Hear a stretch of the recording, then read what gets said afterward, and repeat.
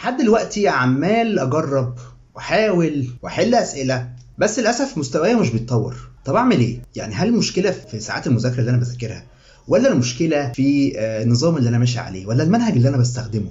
انا حقيقي مش عارف اعمل ايه تاني. وصلت لمرحله ان انا مش قادر اكمل. لو انت الشخص ده وبتنطبق عليك كل الحاجات دي، فانا النهارده في الفيديو الرابع من سلسله ازاي اتعلم انجليزي من الصفر جاي اقول لك نصائح عمليه، وجاي لك من المستقبل علشان اعرفك ازاي تتغلب على المشاكل اللي ممكن تواجهك وانت بتتعلم انجليزي.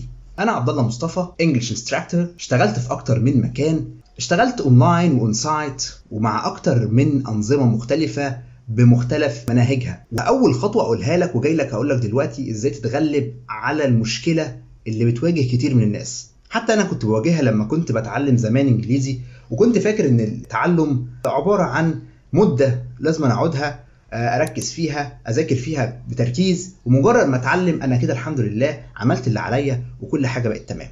بس الحقيقه يا صديقي اللي انت ما تعرفوش انك لازم تصحح المفهوم الخاطئ ده عندك. يعني مش معنى ان انا عايز اتعلم انجليزي يبقى انا لازم اقعد شهر كامل اذاكر 8 ساعات وبعد كده اتعلم وشكرا. احنا هنا بنتكلم عن عادات هتعيش معاك لمدى طويل. الغلطه اللي كتير بيقع فيها ان هو مش بيحط اهداف واقعيه وملموسه. واول نصيحه هقولها لك، حط اهداف واقعيه قابله للتحقيق. لازم تحط اهداف تقدر تحققها.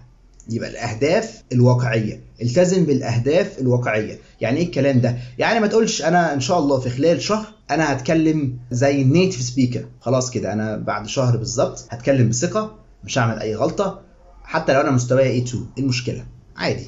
فده هدف غير واقعي. انت الزمت نفسك في شهر انك هتعمل ده، لكن تقدر تقول باستمراري بمذاكره 3 ساعات لمده 3 شهور هقدر احقق هدف ان انا اكون جمل صحيحه سليمه واتكلم باكسنت كويسه. النصيحه رقم 2 واللي انا شايف ان هي مهمه قوي قوي وكتير بيطنشها ويشوف ان هي حاجه مش مهمه، وهي انك محتاج تلتزم بماتيريالز محدده. كتير جدا بيقعد يجمع ماتيريالز. اوعى تشتت نفسك بالماتيريالز موجوده كتير جدا. اليوتيوب تشانلز اللي اقدر اتعلم منها كتيره جدا. المهم ان انا احدد الستايل المناسب ليا بناء على الاهداف بتاعتي، بناء على المهارات اللي انا عايز اطورها. فلازم احدد لنفسي موقع معين، قناه معينه، مكان معين بتعلم منه، بحيث ان انا ما شتتش عقلي، ما الاقيش نفسي كل شويه بفتح مكان شكل طب انا خلصت ما مفيش مشكله، انا خلصت هنا اقدر اروح على النقطه اللي بعدها، خلصت الموقع ده او خلصت المصدر ده اروح على المصدر اللي بعده. لكن طول ما انا شغال في اكتر من مصدر بوصل لحاله من نوع تشتيت، حاله من التشتيت، وعقلي ما بيكونش مركز معايا، فمش بعرف احقق الهدف بتاعي بسهوله واللي هو ان انا اتعلم. بس كده. لو حابب تعرف نصايح اكتر وتتعلم انجليش وتطور مستواك يوم بعد يوم، تابعني علشان تشوف كل جديد. سلام.